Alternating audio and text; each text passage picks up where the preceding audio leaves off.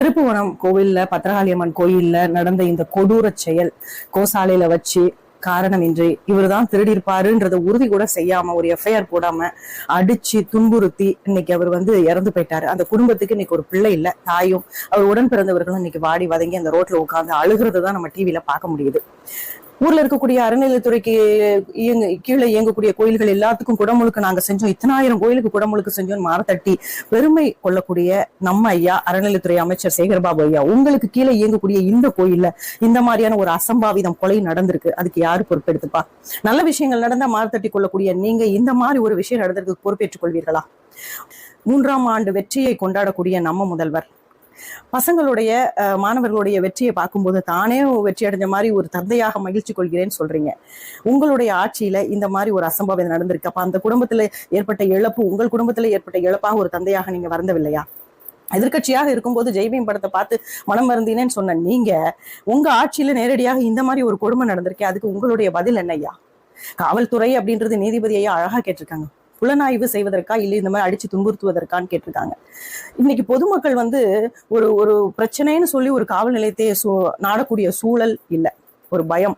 அந்த பயத்தை ஏற்படுத்திய ஒரு சில காவலர்கள் இன்னும் பல இடங்களை கடந்த 4 ஆண்டுகள்ல மட்டுமே இந்த மாதிரி லாக்அப் மரணங்கள் 24க்கு மேல ஏற்பட்டிருக்கு அப்படின்னு சொல்றாங்க. என்னைக்கு இந்த கொடுமை தீரும்? திமுக அப்படின்னாலே கட்ட பஞ்சாயத்து தான் நம்ம எல்லாருக்குமே தெரியும். கொடியை ஒன்றை போட்டுக்கிட்டு ஊருக்குள்ள எந்த பிரச்சனை நடந்தாலும் அவங்கதான் போய் தீர்த்து வைக்கிறதும் அந்த பிரச்சனையை உண்டு பண்றதுமே அவர்கள் தான் நடக்கிறதையும் பாக்குறோம். இந்த விஷயத்துல திமுக கட்ட பஞ்சாயத்து செய்ய போன காரணம் என்ன? ஊராட்சி மன்ற தலைவரோட கணவர் சேங்கை மாறனும் அந்த திருப்புவனம் நகர செயலாளர் மகேந்திரன் அப்படின்றவரும் அந்த பாதிக்கப்பட்ட குடும்பத்துக்கு போய் 50 லட்சம் ரூபாய் தருவோம், இந்த கேஸை நீங்க வாபஸ் வாங்கிடணும், மேற்கொண்டு எதுவும் பண்ணக்கூடாதுன்னு சொல்லி கட்ட பஞ்சாயத்து பண்ண காரணம் என்ன? அதே மாதிரி அந்த அஜித் குமாரோடைய நண்பரோ யாரோ இன்னைக்கு வெளியிட்டு இருக்காங்க, அந்த வீடியோவை நம்ம டிவில பார்க்க முடியுது. அவரை கோஷாலையில வச்சு அடிக்கிறத. கோஷாலை அது அப்பது கோவில் நடக்கிற இடமா, அறநிலையத்துறை கட்ட பஞ்சாயத்து நடக்கக்கூடிய இடமா? இவர்களுக்கு யார் இந்த அதிகாரத்தை கொடுத்தாங்க? 80 வயசு பாட்டிக்கு கற்பழிப்பு நடக்குது, 8 வயசு பிள்ளை கடத்தப்படுது, மகன் கடன் வாங்கி தகப்பனை கடத்தி அவருடைய விரல்கள் வெட்டப்பட்டிருக்கு, திமுக கொடி போட்ட கார்ல இருந்து மீட்டாங்கன்னு சொல்லி நியூஸ் பார்க்கும். திரும்பின பக்கம் எல்லாம் கட்ட பஞ்சாயத்தும் கொலையும் கொள்ளையும் கற்பழிப்பும் ஏராளமா இன்னைக்கு நியூஸ்ல பார்த்தோம்.